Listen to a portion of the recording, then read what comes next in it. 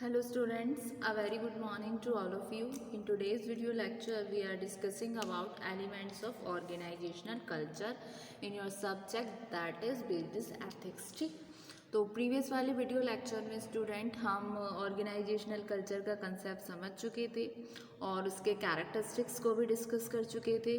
तो organisational culture के बारे में बताया था कि ये एक एक्यूमुलेटेड ट्रेडिशन है ऑर्गेनाइजेशनल फंक्शनिंग का, जो बेस्ड होता है आपके कुछ सर्टेन वैल्यूज़ पे, जो ऑर्गेनाइजेशन के नॉर्म्स होते हैं, पॉजिटिव एटीट्यूड्स होते हैं। ठीक है, जो सक्सेस होती है किसी भी ऑर्गेनाइजेशन की वो डिपेंड करती है ऑर्गेनाइजेशन के कल्चर पे, जो कि एक इनविजिबल पावर है। इसको ना तो हम देख सकते हैं ना ही टच कर सकते हैं, जो गवर्न की होती है ऑर्गेनाइजेशन के द्वारा। इसको हम फील कर सकते हैं इसके एक्शंस के द्वारा। ठीक है, तो ऑर्गेनाइजेशनल कल्चर एक तरीके से सेट ऑफ अजम्पशंस है, सेट ऑफ बिलीव्स है, वैल्यूज़ हैं, नॉर्म्स हैं, ठीक है, जो शेयर्ड होती हैं ऑर्गेनाइजेशन के मेंबर्स के द्वारा। ठीक है, तो एलिमेंट्स ऑफ ऑर्गेनाइजेशन कल्चर में फर्स्ट एलिमेंट आता है ऑर्गेनाइजेशनल वैल्यूज़।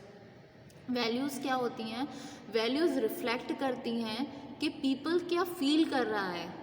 ठीक है ना, तो values reflect what people feel is important. Organization में have core values that reflect what is important in the organization. Values reflect करती हैं कि क्या पीपल फील करता है, जो कि बहुत इम्पॉर्टेंट है। तो ऑर्गेनाइजेशन में उसकी कुछ सर्टेन वैल्यूज़ होती हैं, ठीक है ना, जो बहुत इम्पॉर्टेंट होती हैं ऑर्गेनाइजेशन में। ये वैल्यूज़ एक तरीके से गाइडिंग प्रिंसिपल्स हैं, बिहेवियर हैं सभी मेंबर्स का ऑर्गेनाइजेशन में।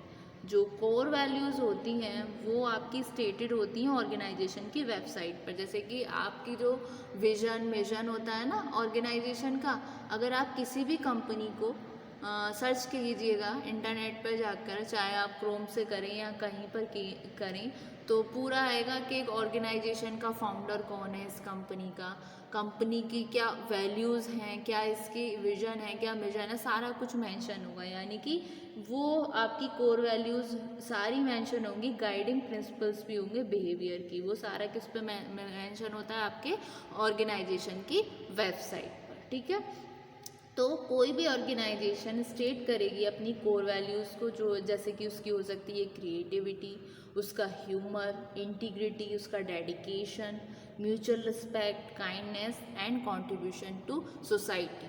ठीक है, कि कितना वो कंट्रीब्यूट करती है सोसाइटी पे। एक बहुत ही फेमस आता है ना पीएनजी का आपने एडवर्टीजमेंट देखा होगा।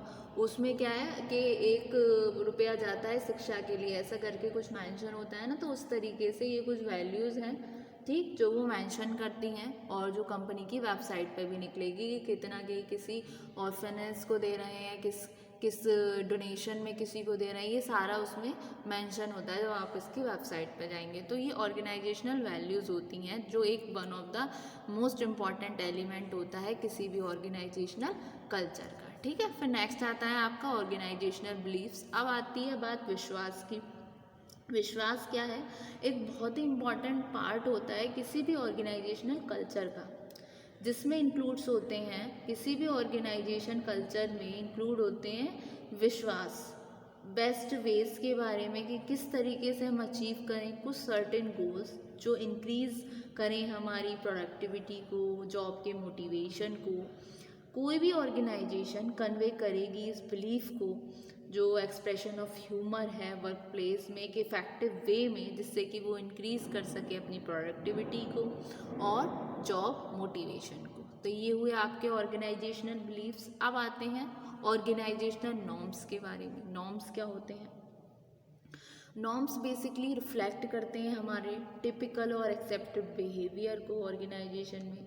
ये रिफ्लेक्ट करेंगे आपके वैल्यूज़ को, बिलीव्स को ऑर्गेनाइजेशन के।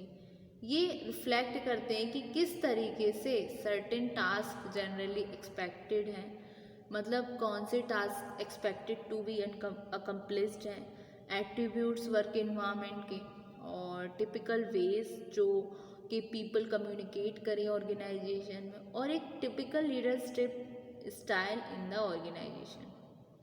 ठीक है, इस तरीके से जो वर्क इन्वायरमेंट होगा कंपनी का वो डिस्क्राइब्ड है as relax, cheerful and pleasant. ठीक है। तो ये एक one of the most important element है जो प्ले करता है एक वाइटल रोल डिफाइन करने में ऑर्गेनाइजेशनल कल्चर को। एक और रोल आता है, वो आता है आपका, एक और पॉइंट आता है हीरोज़। हीरोज़ कौन हुए? हीरोज़ हुए आपके एक तरीके से आइडियल एग्जाम्पल। ऑर्गेनाइजेशन में होते हैं ना कुछ एग्जाम्पल्स, जो एग्जाम्पल्स सेट कर देते हैं। तो हीरो कल्चर में इसका मतलब होता है पीपल जो एक सेट कर देते हैं, एक्ट करते हैं एक तरीके से प्रोटोटाइप्स और एक आइडियलाइज्ड एग्जाम्पल्स। क्या होते हैं आपके? एक आइडियलाइज्ड एग्जाम्पल, जिसके द्वारा जो कल्चर मेंबर्स होते हैं वो सीखते हैं करेक्ट और एक परफेक्ट बिहेवियर, ठीक है ना। तो जो क्लासिक हीरोज़ जो होते हैं ना, वो एक तरीके से फाउंडर्स होते हैं ऑर्गेनाइजेशन के, जो इस तरीके से पोर्ट्रेट होते हैं, एक मच वाइटर और एक perfect then they actually are और वर। हीरो जो होते हैं एक तरीके से केयर टेकर हैं, जो टैकल करेंगे कस्टमर सर्विस एजेंट को, जो इस वे में लेकर आएंगे जिससे वो डिलाइट हो अ कस्टमर। इस स्टोरी से सिंपलाइज किया जाएगा इन स्टोरीज़ को, जिससे लोग सीखेंगे जो ऑर्गेनाइजेशन में है उस आइडियल बिहेवियर्स को, नॉर्म्स को, कल्चर की, ठीक है। तो ये हुए आपके एलिमेंट्स ऑफ ऑर्गेनाइजेशन कल्चर, ठीक है, जिसमें organisational values, organisational beliefs, organisational norms और हीरोज़, ठीक है। अब हम डिस्कस करते हैं इससे आगे। फिर आते हैं स्टूडेंट आपके फंक्शंस पे। क्या क्या फंक्शंस होते हैं ऑर्गेनाइजेशन कल्चर के? बेसिकली इसके 3 इंपॉर्टेंट फंक्शन होते हैं ऑर्गेनाइजेशनल कल्चर के। सबसे पहला आता है it gives members an organisational identity. ये क्या देता है? ऑर्गेनाइजेशन कल्चर मेंबर्स को एक ऑर्गेनाइजेशनल आइडेंटिटी, जैसे हमने नॉर्म्स को शेयर किया, वैल्यूज़ को, परसेप्शन को, जो पीपल को एक सेंस देगा टुगेदरनेस का, जो हेल्प करेंगे, प्रमोट करेंगे एक फीलिंग कॉमन पर्पस की। कल्चर क्या प्रोवाइड करता है? कल्चर प्रोवाइड करता है shared pattern of cognitive perception, यानी कि अंडरस्टैंडिंग। किसके रिगार्डिंग? आपके वैल्यूज़ के रिगार्डिंग, बिलीफ्स के रिगार्डिंग, जो हेल्ड कर रही है कोई ऑर्गेनाइजेशन, जो हेल्ड बाय है ऑर्गेनाइजेशन, ठीक है। तो ये एनेबल्स करता है ऑर्गेनाइजेशनल मेंबर्स को कि किस तरीके से हमें सोचना है, अभी किस तरीके से हमें बिहेव करना है, कैसा ऑर्गेनाइजेशन हमसे एक्सपेक्ट कर रही है एज एक्सपेक्टेड ऑफ देम, ठीक। ये वाला पॉइंट क्लियर कि it gives members an organisational identity. ये क्या देते हैं? ये देते हैं मेंबर्स को एक ऑर्गेनाइजेशनल पहचान, ठीक है, एक अपनी पहचान। फिर आता है next, it facilitates collective commitment. ये क्या फैसिलिटेट करती है? कलेक्टिव कमिटमेंट को। जो कॉमन पर्पस होता है वो ग्रो होता रहता है शेयर्ड कल्चर ट्रेंड से, जो एलिसिट करती है स्ट्रॉन्ग कमिटमेंट को from all those who accept the culture as their own. ये प्रोवाइड करता है शेयर्ड पैटर्न फीलिंग्स का ऑर्गेनाइजेशनल मेंबर्स, जिससे कि जान सकें कि क्या उनको एक्सपेक्ट किया जा रहा है, तो what they are expected to value and feel, ठीक है। फिर लास्ट में आता है इट प्रमोट सिस्टम स्टेबिलिटी। ये क्या कर रहे हैं? ये प्रमोट कर रहे हैं सिस्टम की स्टेबिलिटी को, जो कि इनकरेज करते हैं एक shared sense of identity, commitment, culture, और इनकरेज करेंगे लास्टिंग इंटीग्रेशन को, जो सत्यनिष्ठा है उसको, cooperation among the members of the organisation, जो इन्हेंस करेगी सोशल स्टेबिलिटी को होल्ड करके ऑर्गेनाइजेशनल मेंबर्स को together by providing them appropriate standard for which the member should stand for, ठीक है। तो ये होते हैं आपके functions of organizational culture, ठीक है। तो ये थे आपके functions of organizational culture, और आपने अभी पढ़ा कि ऑर्गेनाइजेशनल कल्चर के एलिमेंट्स क्या क्या होते हैं, ठीक है। तो होप सो स्टूडेंट ये आपको समझ आया। फिर उसके अलावा आपके और आते हैं जो टाइप्स होते हैं ऑर्गेनाइजेशनल कल्चर के। सबसे पहला टाइप होता है मैकेनिस्टिक और ऑर्गेनिक कल्चर। जो मैकेनिस्टिक ऑर्गेनाइजेशनल कल्चर है वो एग्जिबिट करता है वैल्यू को, ब्यूरोक्रेसी की। ऑर्गेनाइजेशनल वर्क कंसीव्ड होता है as a system of narrow specialisation, ठीक है। तो ये हुआ आपका। फिर आता है आपका authoritarian and participative culture. Authoritarian culture क्या है, इसमें पावर इज सुप्रीम होती है, पावर कॉन्सेंट्रेटेड होती है आपके लीडर पे, और उसमें हम मानना पड़ता है उसके ऑर्डर को, उसके जो कमांड देता है उसके फॉलोअर्स को।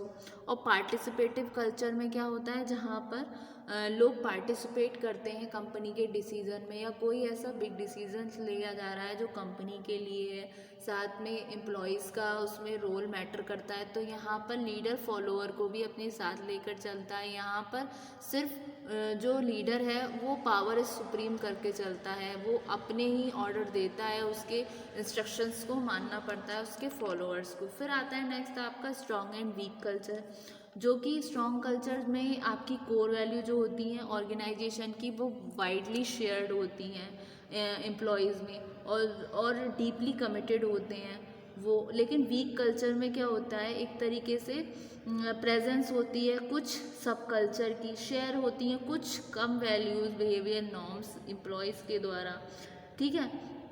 फिर नेक्स्ट आता है आपका डोमिनेंट एंड सब कल्चर। जैसे नाम से ही पता चल रहा है, डोमिनेंट का मतलब क्या है, हम किसी पे तानाशाही कर रहे हैं, जहाँ पर जो कोर वैल्यूज़ हैं जो शेयर्ड होती हैं मेजॉरिटी ऑफ एम्प्लॉयज़ के द्वारा ऑर्गेनाइजेशन में, जो कि एक मैक्रो कल्चरल पर्सपेक्टिव है जो प्रेजेंट करता है ऑर्गेनाइजेशन की पर्सनैलिटी को। सब कल्चर जो डिनोटेड होता है यूनिट से, डिपार्टमेंट से, जोग्राफिक सेपरेशन से, और डोमिनेंट कल्चर डिनोट कर रहा है आपके कोर वैल्यूज़ को जो शेयर्ड होती हैं majority of the employees in the organisation, ठीक है।